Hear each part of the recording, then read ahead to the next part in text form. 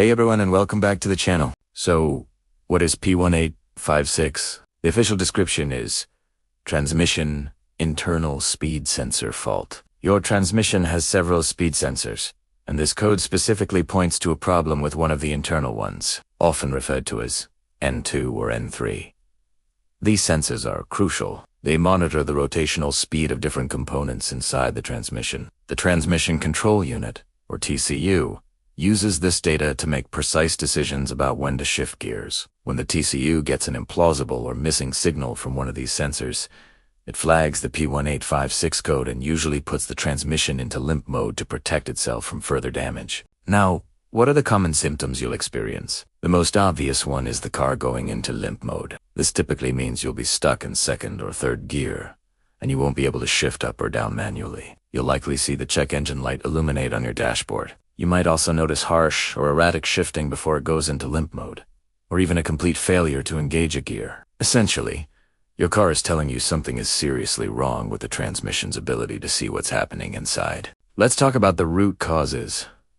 What's making this code appear? The most common culprit, by far, is a faulty conductor plate, also known as the valve body electronics plate. The N2 and N3 speed sensors are integrated directly into this plate. Over time, the delicate plastic and electronic traces on the conductor plate can crack or fail due to heat cycles and vibration. This interrupts a signal, and boom, you get the P1856 code. Another potential cause could be a wiring issue between the conductor plate and the TCU.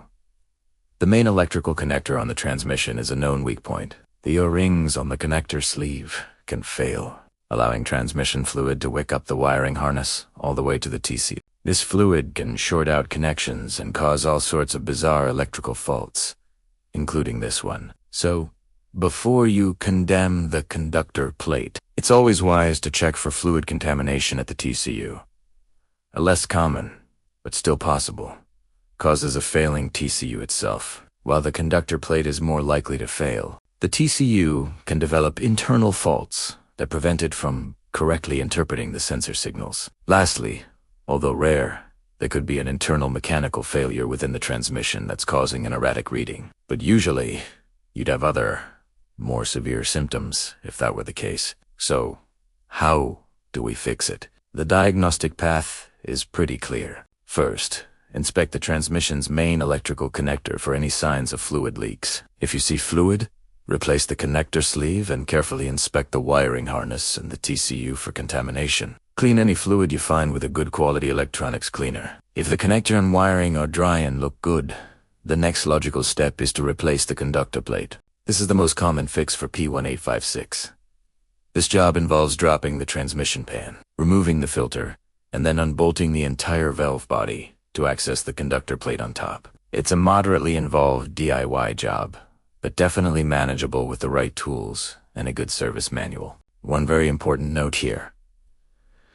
On many models, the conductor plate is a Theft 11 part and needs to be coded or programmed to the vehicle. This means you can't just swap it with a used one. ULL need to buy a new one and have it programmed by a dealer or a qualified independent shop with the right equipment. Some companies do offer repair services for your original plate, which can be a good way to avoid programming issues. After replacing the conductor plate, you'll put everything back together with a new filter, a new pan gasket, and fresh, approved transmission fluid. Then, you'll need to clear the fault codes with a good scanner and take the car for a test.